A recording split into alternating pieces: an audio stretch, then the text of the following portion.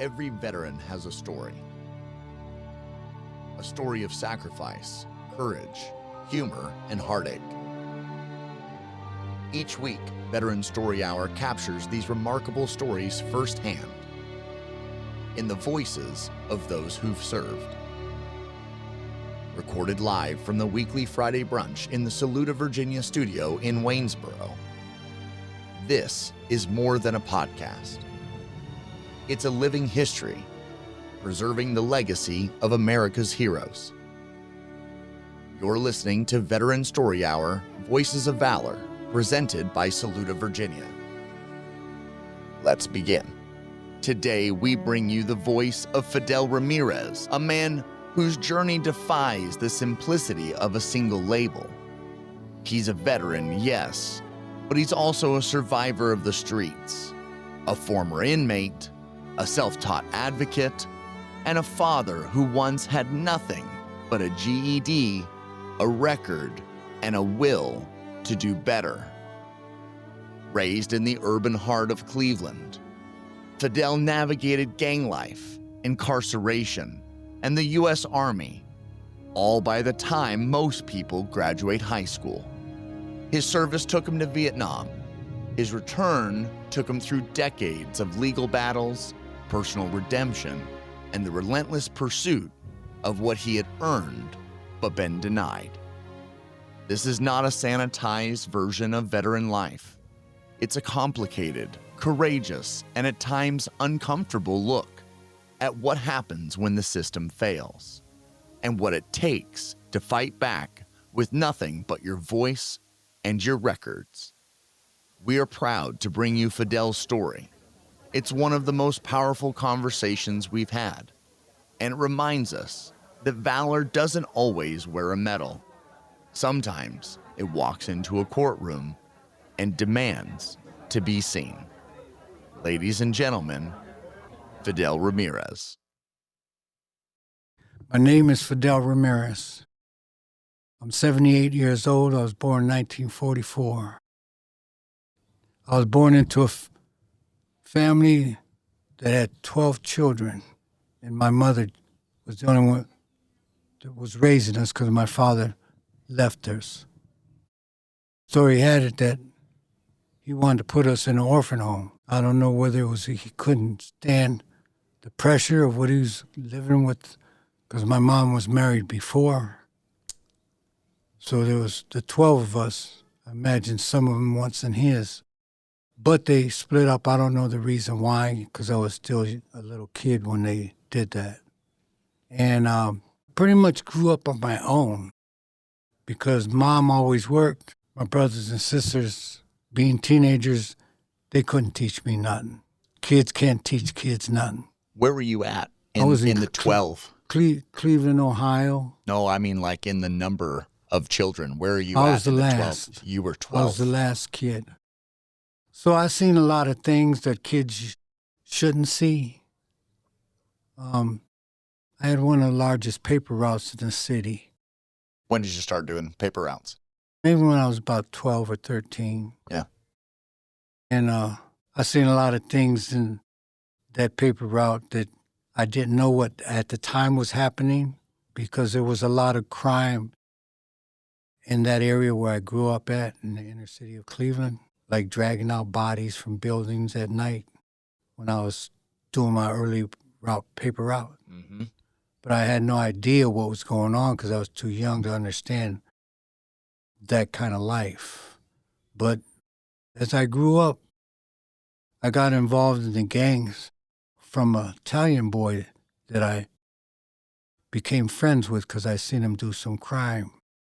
And I think he kind of seen me as, well, this kid seen me do this stuff, but he never snitched on me. Right. So he started telling everybody that he was my big brother. My big brother was in reformatory. That was a whole different story. But anyways, he took me under his wing. His name was Fritzi Bianca, Italian boy. That's one hell of an Italian name. But he was from the poor side of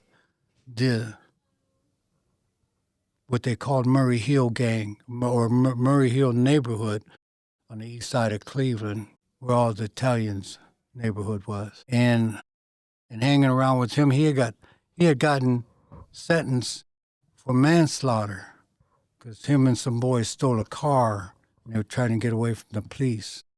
And they were being chased by the police, and the driver went to get on I-90 in Cleveland to try to get away from them. And as he went to get on that highway from 9th Street Pier, they missed a turn and went off the bridge, and the car flipped over on its way down and crushed one of the boys. So they all got sentenced. Of course, I met him after that, but I knew what took place as a young kid. And all the crime that I seen through the neighborhood, fighting, the drinking. My family was from big drinkers. Back then, they weren't doing too many drugs, but a lot of alcohol. How formative was being able to have, this is going to be a weird way of asking, but how important was being able to have, and what was that experience like of having the gang be essentially your family or your brotherhood, since you were essentially raising yourself on your own until you get adopted by that group? I was always by myself. I was always alone. 'Cause Mom worked, my brother and sisters, they were much older than me, so they were about their own life. Some of them got married. Some of them, well, my brother Jesse, he was part of, I don't think he really joined the gang. He was kind of a loner, but he was well reputation in the street. Yeah. He didn't take nothing from nobody.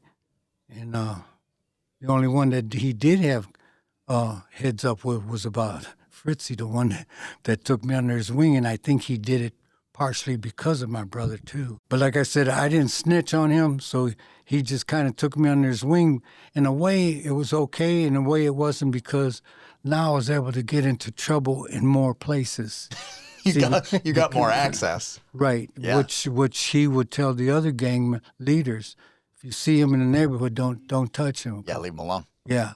And so I became friends with kids that I would probably never have met going to those other neighborhoods, because those kids were the same as me, getting in trouble, inner city, from one neighborhood to the other. And Mom moved a lot.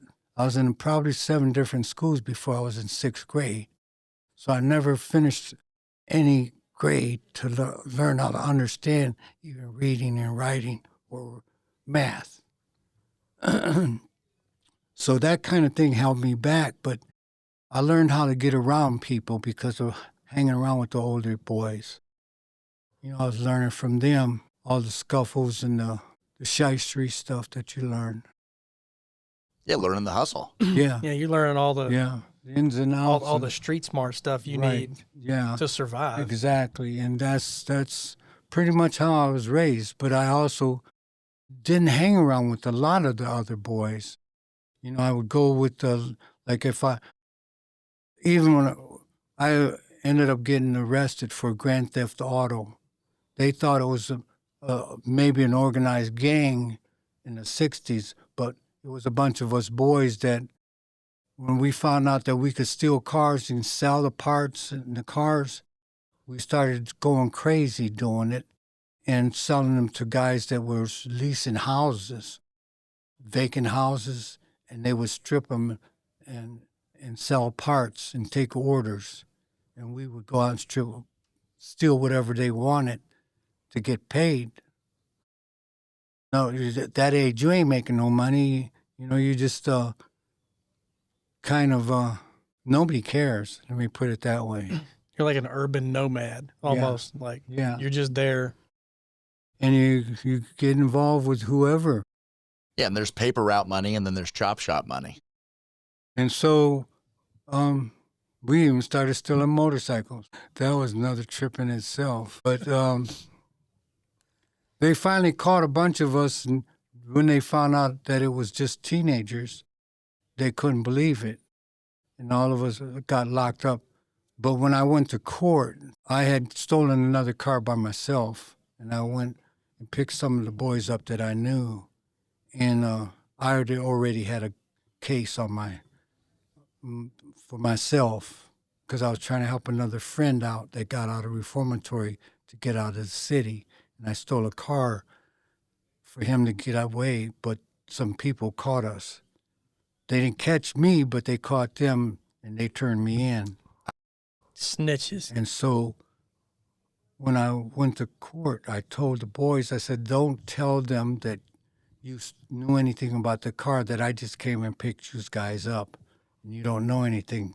Right. Because I already got a case, you guys could get off. So they agreed with it when the cop had stopped me. Because I was planning on trying to outrun him, but one of the guys in the back seat had a broken leg. And I thought, no, I'm going to have to get as far away to be able to get him out. So I stopped and lied about my uncle's car, and he kept asking me all these questions, and I finally told him, I said, no, I stole the car. I said, they don't know nothing about it. I just picked him up. Yeah, it's just me. Right. So when they took us in, they let all the rest of them go and kept me. And then when trial came around, and I told them, I said, y'all go back to school, man. Try to get your life together. You know, you're getting a second chance. Yeah, let me be the example. Exactly. But the next Friday, I was sitting on the floor in the game room, and here they come walking in that night and got arrested from stealing a car from the same parking lot that I stole it from. And when they came in, it made me so angry. I said, you know what? We're going to do this dance together. You know, I'm not going to tell them it was just me. You know, I gave you a chance and you squandered it. Yeah, I gave you the way out, and you're like, nah, I'm not taking that road. And so when we went to court, the judge we sat, before I forget his name, but he had a bad reputation because he sent his own son to jail. Damn. So everybody didn't want to go before him, but he was no dummy. He asked us all the same question because our parents was there, and they called us all up at one at a time with our parents. And he asked us all the same question. If I let you go right now, what would you do? Did they all say you guys are going to steal more cars? No. They said they'd go back to school, they'd get their life, they won't stop doing it. They all sit up there lying through their teeth. And I was the last one he called up, and I'm sitting there thinking, my mother told me, Fidel, you get in trouble, you going to jail. I ain't got no bond money, we don't own nothing. You going to jail. And I always thought about that and the consequences. When I got ready to do something, I weighed the consequences, and I did what I thought I could get away with. So when they called me up and the judge said, well, what do you do if I let you go? I said, Your Honor, I just want to do my time and go home. Well, then they sent us all back in the lockup. And when we got sentenced, I know that he sent me to an honor camp and sent all of them up to adult jail. No prison. shit. Yeah. And I kept thinking to myself, what was that about? Because you were honest. Well, I didn't look at it that way. I couldn't figure it out. I'm thinking something, I just didn't know. Yeah, you had accepted your fate because your mother had already prepared you. Yeah. So you had already accepted it. So when you came to him, you spoke to him already like a man. Yeah. And those other kids were lying through his teeth, and he had seen that he's going to send his own kid. Yeah.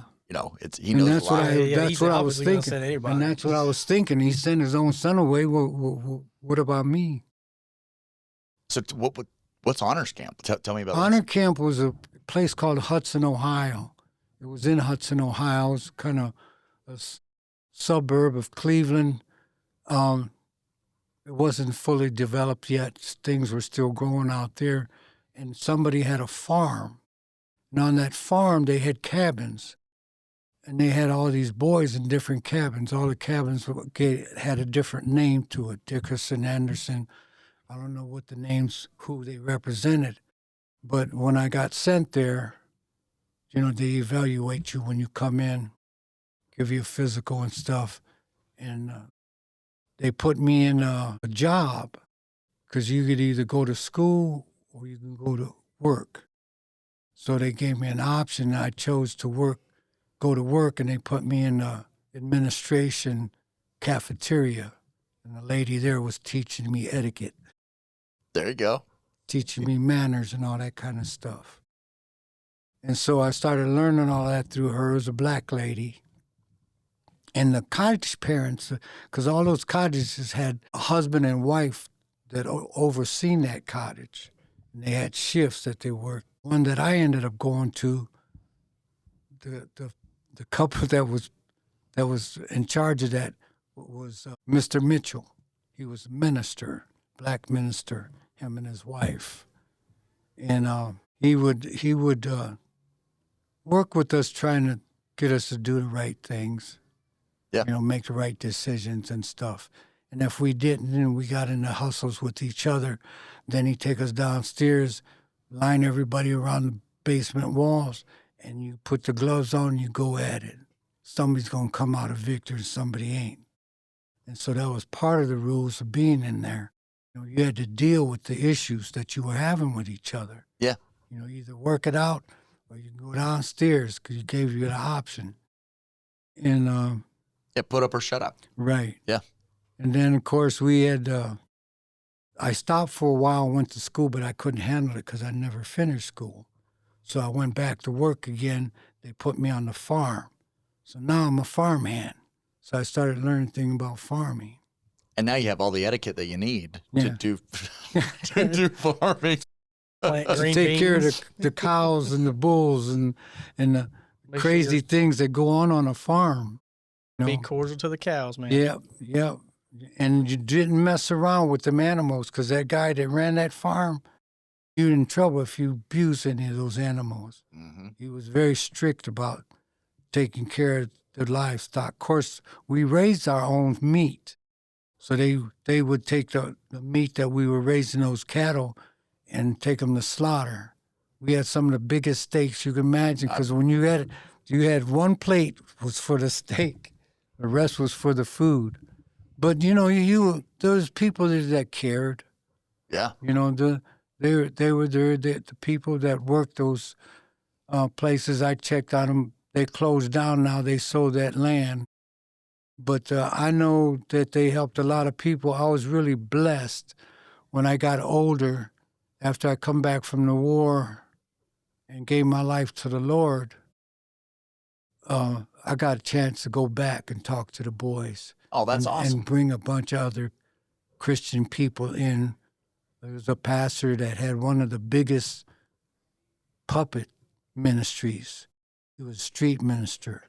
He had kids that he got from the street, and he taught them the Word of God.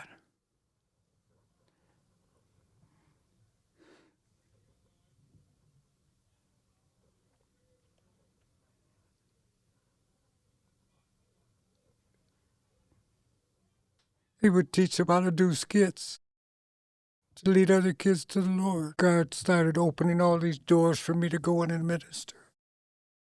And take a lot of other people in there. Because normally they won't let people that have been in jail go back. You got to really get approved. So I started doing that years later. But going back to growing up in that community, I guess I really started knowing kids from different cultures, because Cleveland's broke up into like Europe. Okay. East side, west side. They had the Europeans on west side area neighborhoods, Greeks, Italians, Jews, blacks, Hispanic. And so when I got in reformatory, I started meeting more boys. Same thing, going through what I was going through. Some of the boys, when I was locked up, even going to the 6th grade, I could, if you gave me something in context, I could figure it out. But if you just gave me a list of words, I couldn't tell you what they meant. And so I was able to fumble through different things. And some of the really thug boys, real hard hitters, when they found out that I could make that out, they would come to me and say, "Hey, Ramirez, when you read my letter to me, I got from my mother, my girlfriend." So I would take them into the cleaning closet to read their letter to them. And that became my bodyguards. I bet. Right, because that's a lot of respect, right? Because even at that moment, that's a very vulnerable place for even them to be, right? Yeah. So they're going to come to you in confidence, which is, hey, I can't have you bust my balls because I can't read this. Right. Exactly. And the idea that like you have enough foresight to like take them in another place to allow it to be private, like that bond is so immediate. It is. To where, just like you said, like just your ability to context clues, use all that skill that you actually you become family with each other. Without a doubt. Yeah. So not knowing, and I think back on it today, God was looking out for me. You know, nobody, my mother wasn't around. I know she wanted to be, but I knew she loved me because I was with a lot of boys that was abused by their parents. Yeah. Both boys and girls, matter of fact, were really abused. They got really hard. Their hearts really got hard. And so, anyways, when I would kick it with them when I got out, they would invite, hey, man, come over, visit me when you get out. That's one of the big things about jail. Come visit me when you get out. We're boys in here. We're going to be boys outside, too. Yeah. So I would do that. I started doing that just out of faith or the trust of the boys that I became to trust, and they trusted me. Then I started getting persecuted, and they would stick up for me. And, because back then the gangs were actually from them, those cultures. They weren't mixed. Right. Oh. So if I was with one group, they would be talking about the other groups and their nationality or heritage. And then they would go, hey, Ramirez is over here. And then they get quiet for a moment, and then somebody would say, he's one of us anyways. What are you talking about? And they all did that to me. How about that? So it gives you the ability to be a chameleon no matter what your heritage was. Right, exactly. To be able to go because you had built all this trust across lines. Yeah. Because even for me, like I grew up in Southern California in the 1990s, right? All the gangs were still split. You had your Latin Kings, you had you had the Bloods, you had the Crips, you had everybody that was split. It was always along lines. And then the damn government, the local government decided to integrate schools. And what they did is they drew lines to where the public school lines were. Right. The gangs completely shut down half of LA because they couldn't run school anymore because they made a mistake of mixing Latin Kings with Bloods and with Crips in the same school systems, and all hell broke loose. Yeah. It's like you didn't talk to anybody. Yeah. You had a bunch of people all sitting in a government office drawing lines, like, guys, you have no concept of what you are doing right now. Yeah. They use the educational system to their benefit, to the state. You're preaching to the choir with that one. Anyways, I was able to go to those other neighborhoods and hang around with all of them. And, of course, like I said, it made an opening for me to get in more trouble because there are more people. Now you have friends. You're friends with everyone now. Yeah. And my kids, I remember my kids and my ex-wife. Man, you know everybody, everywhere around. I was thinking to myself, well, yeah, you know what? I wasn't living in no hole nowhere. You know what I'm saying? I wanted to live life, Mm-hmm. And I wasn't an angry person back then. I learned to get angry when I got older and get revenge on people that did something to me. Before that, I'd just blow them off and say, you know what? They ain't going to be around me. I ain't going to be around them.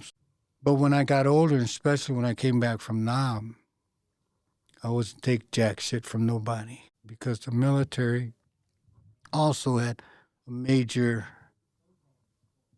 turn in my life that made me get more bitter. But up until then, I didn't like to fight. I didn't like controversy. And finally, I remember one time when I first realized that I could defend myself.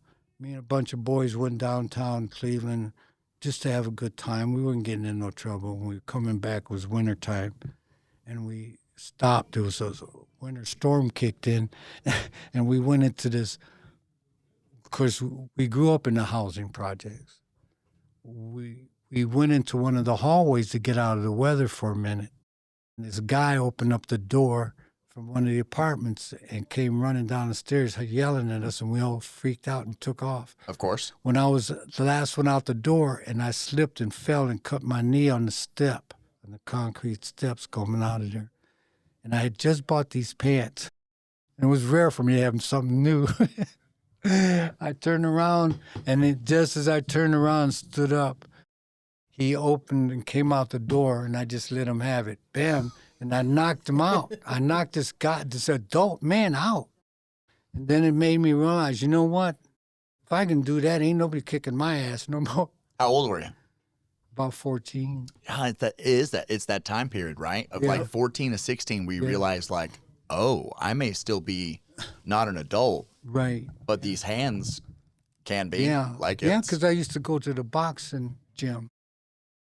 It was in the inner city, in the black neighborhood. So I was just trying to learn how to defend myself.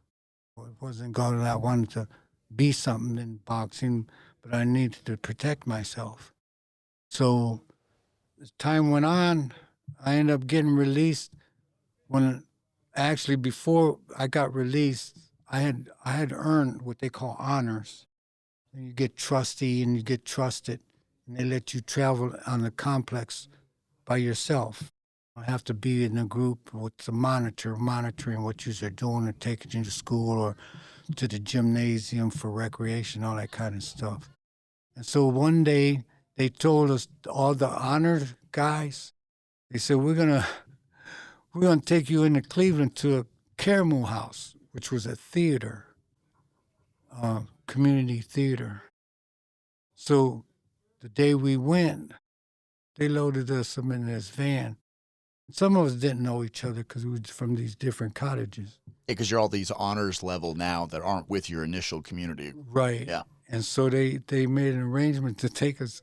So we get there, and they pull up in the van in the back of the building, and the counselors get out and they take us in the building.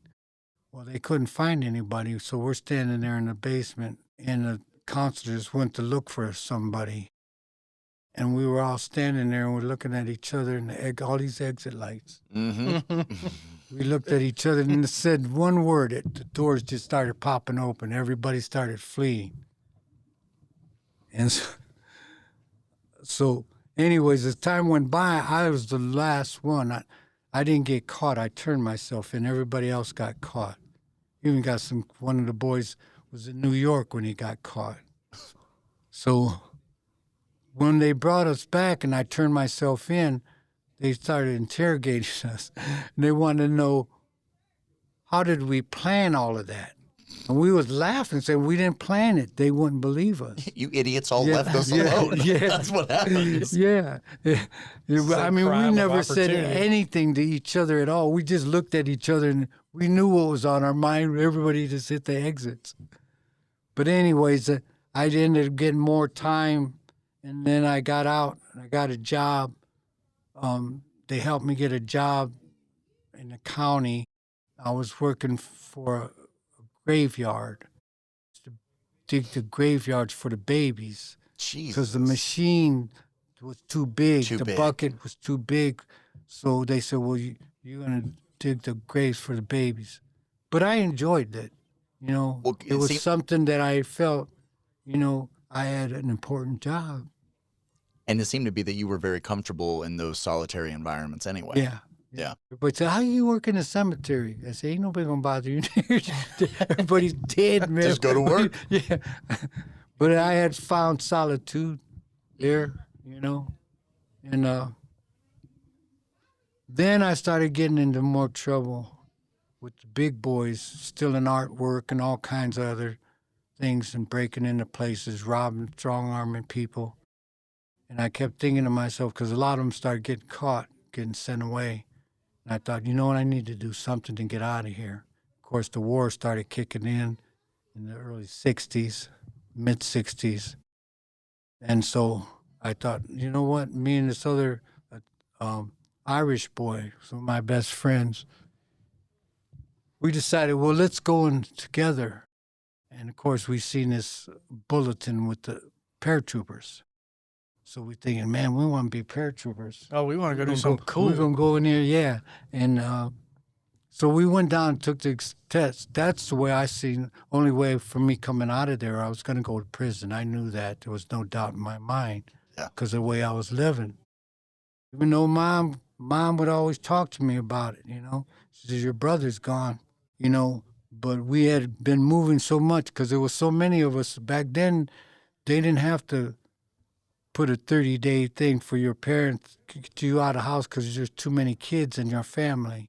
They just threw you out. So that's how we ended up moving the same way throughout the city, from one neighborhood to another school. I remember when I enrolled in 6th grade, I enrolled myself because Mom was at work. So where's your mother at? I said, she's at work, man. You know, so it's like, I'm here. Yeah, I want to go to school. Yeah. And that was a strange neighborhood because it was split. On this side it was whites, this side was blacks. And I became friends with both sides, you know. I remember when I went to junior high and graduated from 6th grade, one of the boys I met that I made friends with, his name was Talmadge Jordan. He was already in his man's body.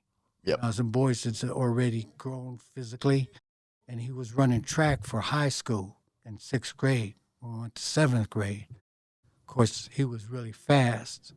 He had, back in that days, the colored boys wore this, what they call a pomper. Yeah. Where their hair came up in front like that, kind of like an Elvis, but with kinky hair. Yep. And so Talmadge had that kind of haircut. He was a good, handsome kid.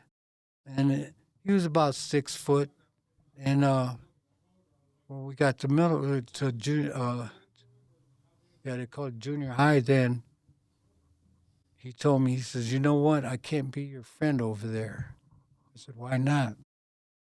He said, because it's bad for my reputation.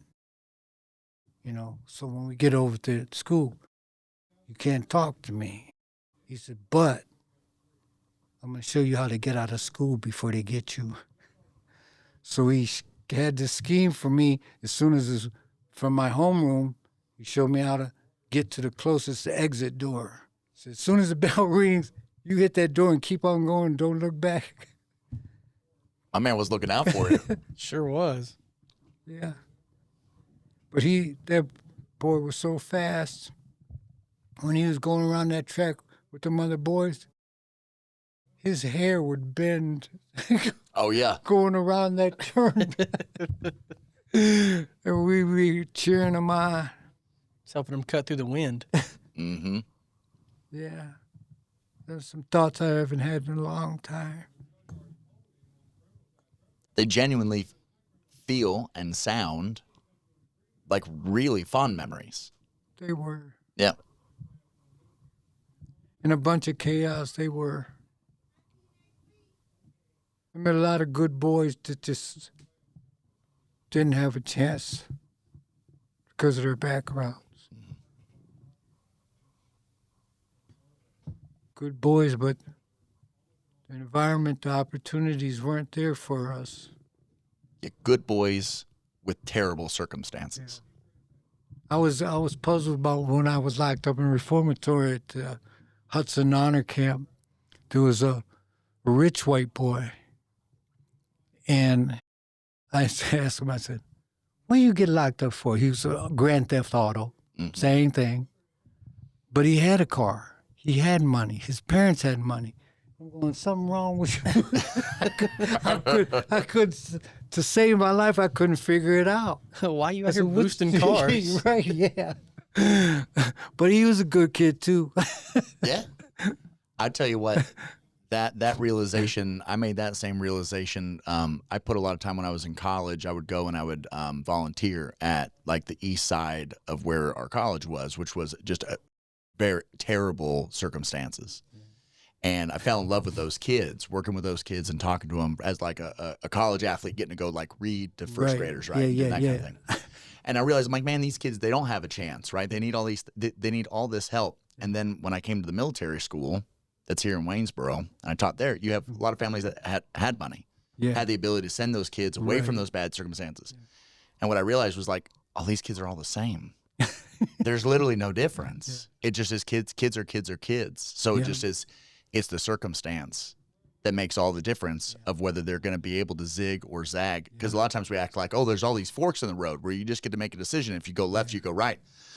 Nope. Sometimes there is no right. Yeah. You just have to pull a bunch of lefts, and that's what ends up happening. Well, you don't know what their family background is. You don't know what they're going through at home. I had some exceptional, I guess, experiences with my brother's friend. My older brother had a friend they called Pecro. I don't know what his real name was, but he was from a very affluent family. Like you could stick this building in their house. Sure. And Pecro, he was an alcoholic. Pecro come from wealth down to the ghetto to party. And I seen him, I got picked up with him when I was running with Fritzy in this bar. And there was black guys on this side and Italian boys on this side.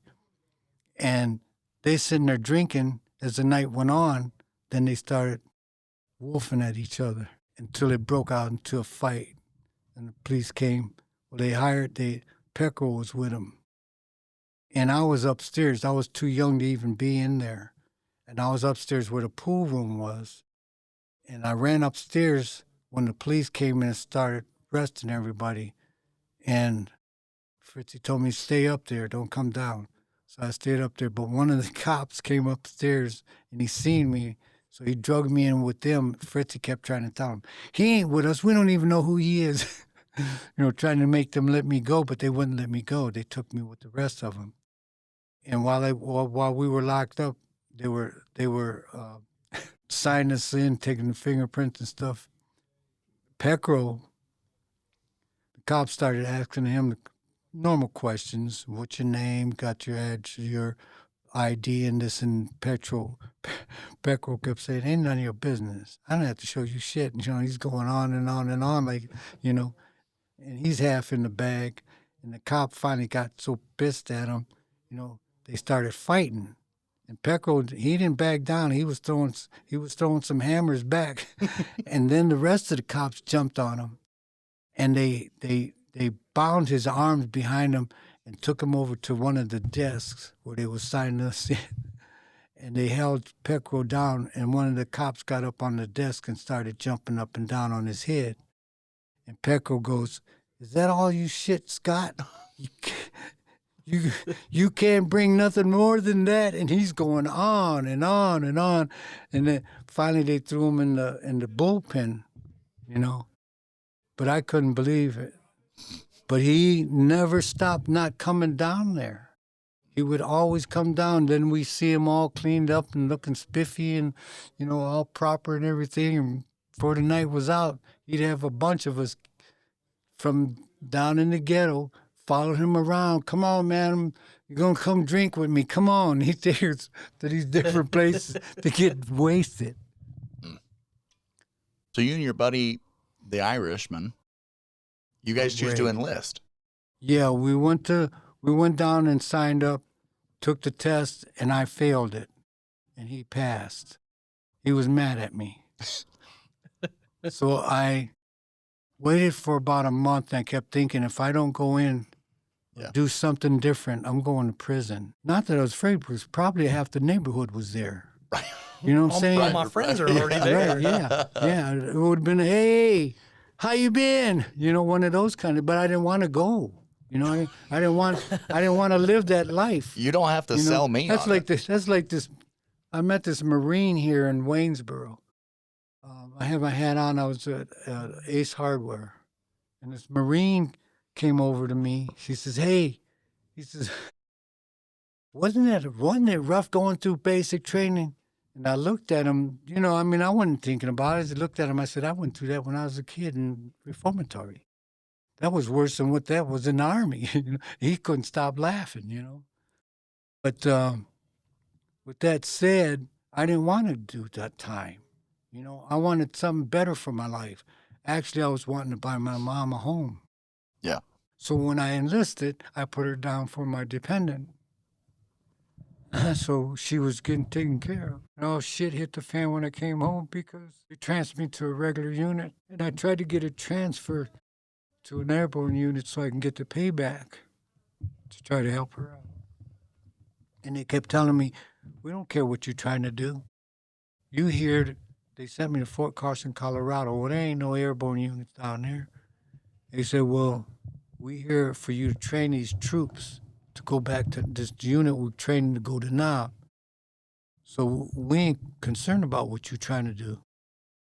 So I kept putting in transfer. I must put in about 4 or 5 transfers. They kept turning them down. I found out that sergeant was tearing them up. And I thought, you know what, I'm going to go over his head. So I went to the captain. When I walked in the captain, I got an appointment with him. I went in there and I seen, as soon as I walked in, I noticed his wings on his uniform. So I thought, well, maybe I'm going to get a break and tell him. But when I told him, he told me the same thing the sergeant told me. I can give 2 shits what you want to do. You're here to train these troops, and that's what you're going to do.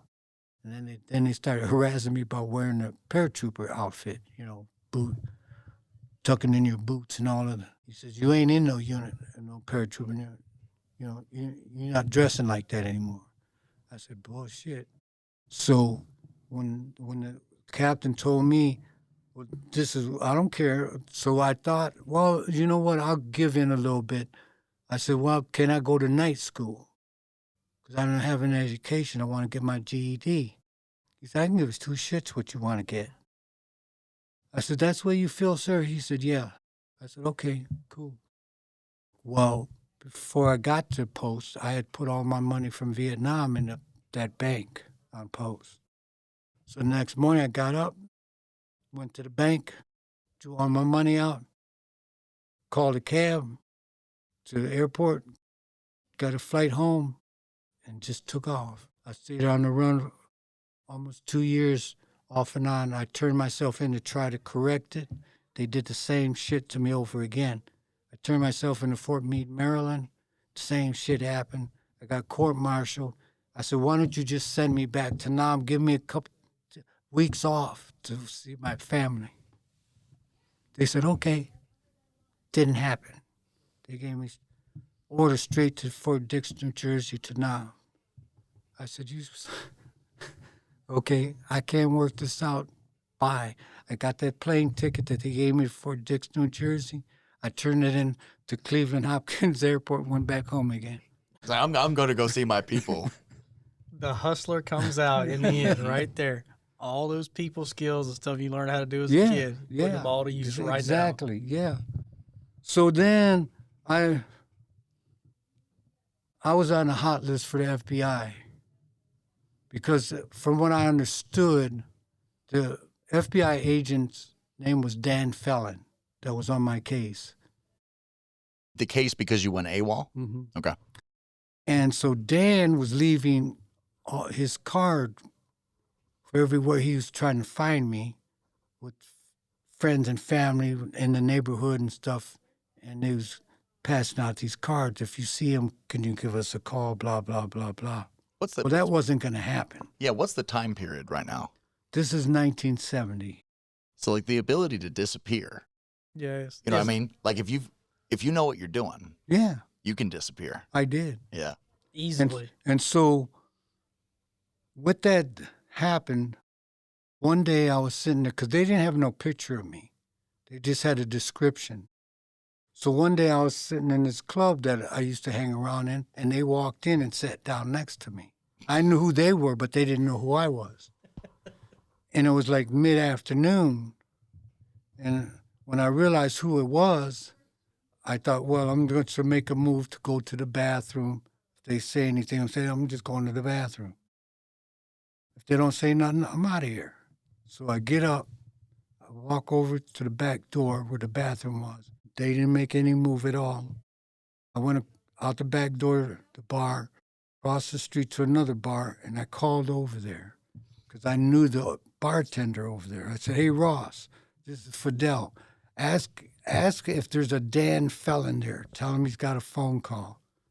So he calls. He gets the phone. I could hear Ross calling. Is there Dan Fallon here?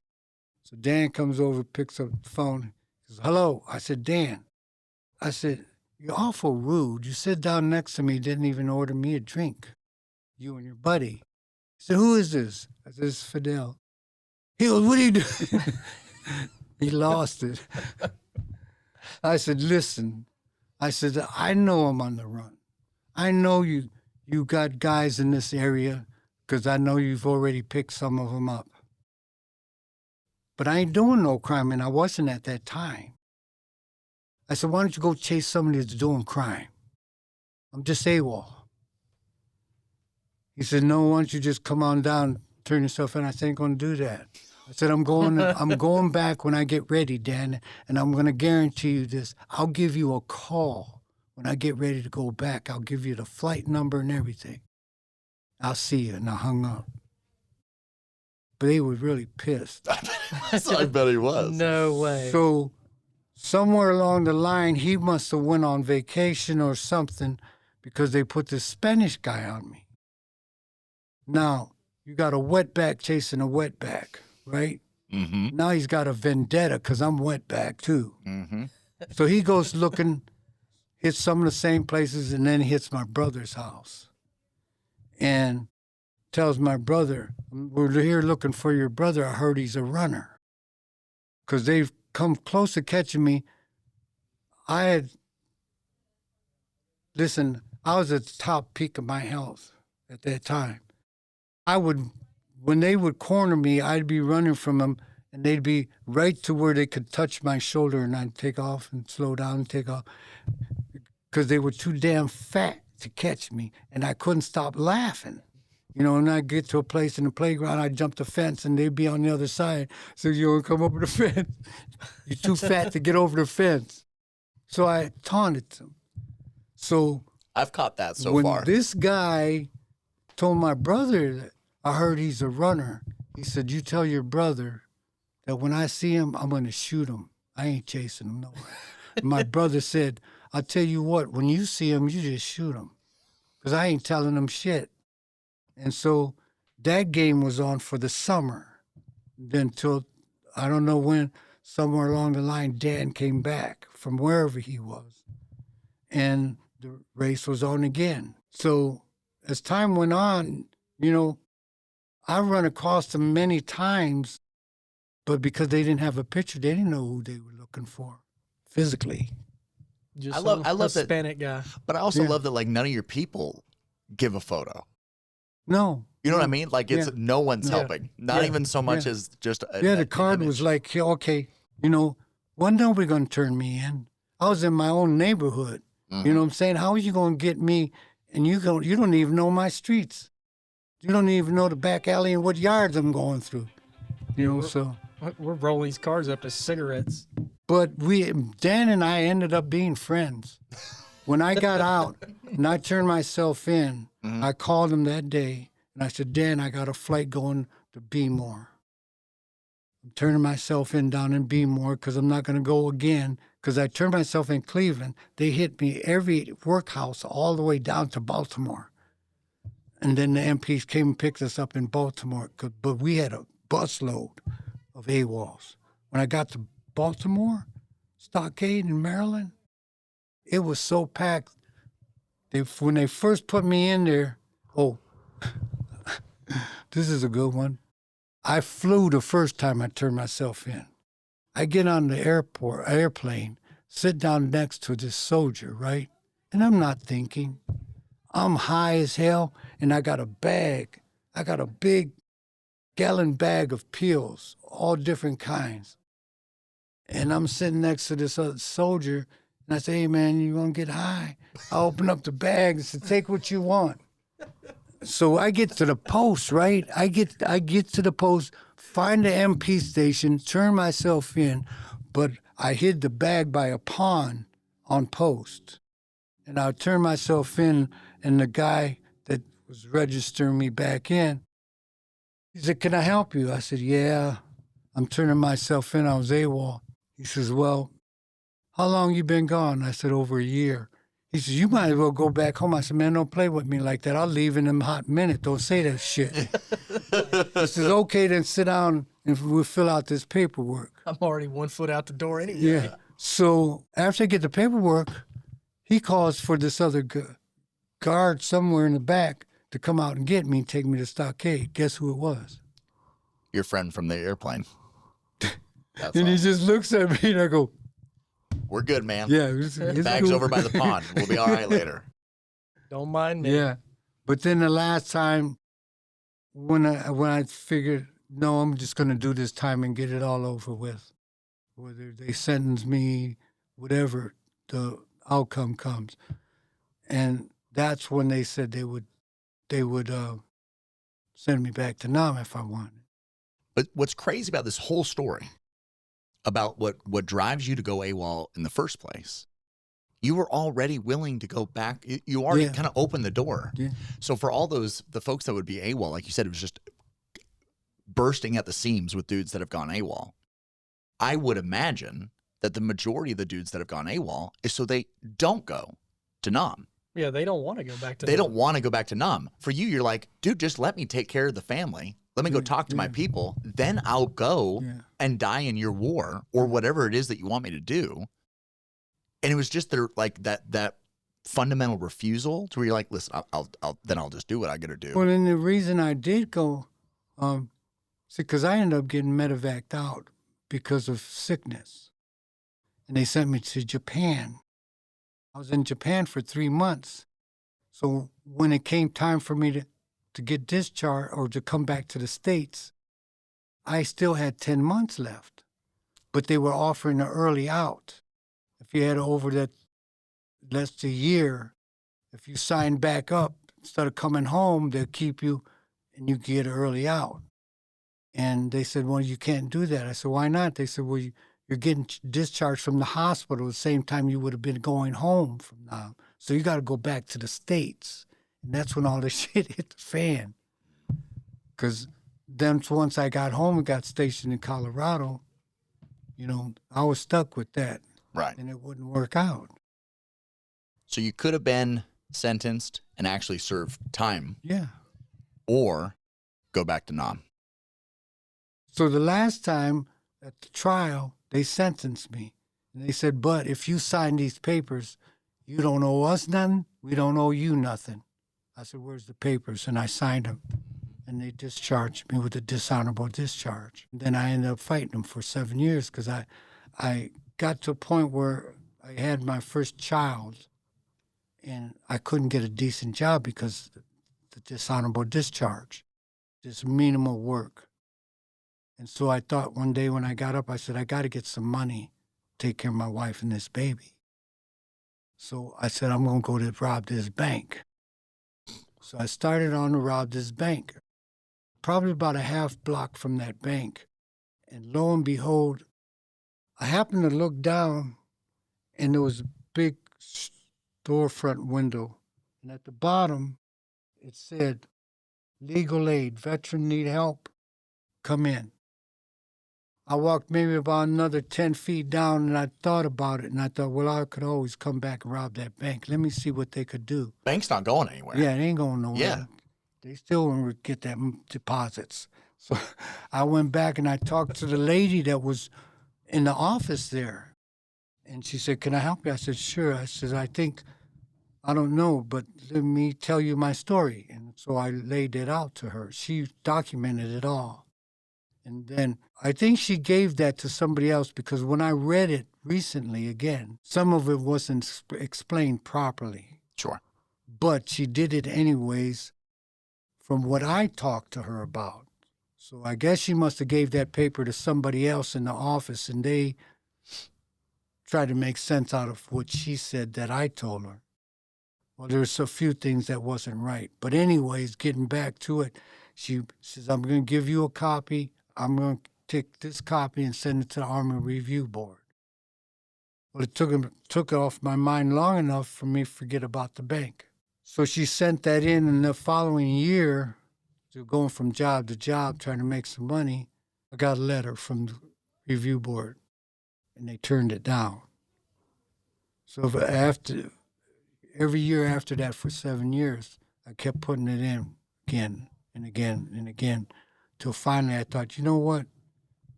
I got laid off from this one foundry job, and I thought, you know what? I'm going to look in the paper, see what I could find. And I found this advertisement for a custodial worker. So I went and applied for it. When the government first started hiring black contractors, and the ad was from a contractor called D.C. Hughes Management, first black contractor on real estate. And I answered it no, but when I answered it and went and filled out the application, it was for where they burnt down the ghetto inside Cleveland during the 60s, riots. Mm-hmm. Well, the government hired these black contractors to build complexes in that area. Sure. Well, wasn't nobody going in that area. So I applied for it and I got the job. It was all black. They didn't even want me in their apartment. So when I got the papers for repairs, I'd go and I said, well, I came to repair your plumbing job or whatever. And they go, you can't come in my house. Yeah, they're like, you're going to steal all my shit, man. Yeah, yeah. Yeah. So it's reverse racism. And I wasn't even white. That's what got me. So anyways, no one would let me come in their apartment, so I called DCUs. I said, listen, I'm trying to do these maintenance jobs. Nobody said, you can't come in here if I'm not home. And, of course, my hours ended at 3:30 when everybody's getting off work. So he sent a mass letter out to everybody in the complex, said, Mr. Ramirez works from this time to this time. You ain't going to get no repairs after these hours, because these are the hours we hired him to work. Either you let him in or you're going to have to deal with what's wrong. So then people started letting me in, and I became friends with it. As I started meeting the tenants and stuff. So by the end of that season, I can go to anybody's house. They invite me in for dinner and my family and everything. So I told him, he said, well, we're going to have this Christmas dinner banquet. So they had the banquet. And I noticed that he was passing out these vacations and bonuses and all this for people from different properties that were winning all these awards. And after the dinner was over, I said, Mr. Hughes, I said, you might as well put my name on all those certificates because I'm going to win them next year. He started laughing at me. Well, I won them that year, that following year, all of them. So I won on bonuses and vacations and stuff. And I thought, you know what, I'm going to be honest with this guy. So I called him, but I said, I need to talk to you, Mr. Hughes. And so I started telling him about my situation, and I lied on the application. Dishonorable discharge. Mm-hmm. He said to me, you need a letter of reference? I said, yes, sir. He said, well, I'm going to get you a letter of reference, but I'm going to get you more. He went to the councilman, preacher, and all those people. They wrote me letters. I stuck them with the letter that lady wrote me. Sent it off to Army Review Board. Came back the following summer. Mr. Ramirez, we turned your dishonorable discharge and upgraded it. And you got all your benefits back. Hot damn, Ramirez. That's a great way to end this thing, man. There you go. Thank you for telling your story, brother. God can do anything for anybody when you live for him. Because I was doing nothing but making a mess of it all. And that's my message to anybody. I don't care what you've been through in life. I didn't believe in God when I was in the war. I didn't believe in God growing up. I prayed to him when I was a kid to put my mother and father back together. It never happened. So it was another thing that kind of discouraged my faith as a child, besides the religious stuff that I was exposed to in my family. I don't regret 1 minute because God's taught me a lot through all of you. Endure and finish the race. He's ready for you. You know, ain't got nothing to be ashamed of. Try to use it to help other people from my, what I call my testimony or lead or whatever you want to name it. But that's my story, and I'm sticking with it. Amen. Oh, one last thing. When I did get out, I went to visit Dan Fallon. Yeah. They tried to hire me. I bet they did. They did. To go hunt people just like you. Yeah. I bet they did. And I asked him, I said, well, what are you talking about? And he explained to me, he says, you help us bust these groups and we'll pay you. I said, well, let me ask you a question. If I help you do that and I happen to be with that group when you bust them, what guarantee do I have? I won't go to jail with them. He said, none. I said, Not and today. besides, I'm not your guy. And besides that, those people you want me to turn in kept you off my ass for those years. But we ended up being friends. Sometimes I think about how could I go to see if he's still alive. Dan Fallon. Maybe Dan Fallon will hear this episode. I hope so. I'd like to sit and talk with him today. I would like to sit with both of you and talk about it again. All right. Well, then we're hopeful for another episode, maybe with Dan Fallon. Okay. All right, man. Thank you for listening to Veteran Story Hour, Voices of Valor, presented by Saluda, Virginia. We're honored to share these real stories from real people, veterans, family members, and community leaders who served in all kinds of ways. If today's story resonated with you, we'd love for you to leave a review, follow the podcast, and share the episode with someone who needs to hear it. Every listen helps keep these voices alive and heard. New episodes drop twice a month, so stay tuned. We've got more stories coming your way. Stories of grit, grief, humor, healing, and the kind of truth that sticks with you. Until next time, take care of yourself, check in on someone you served with, and keep listening.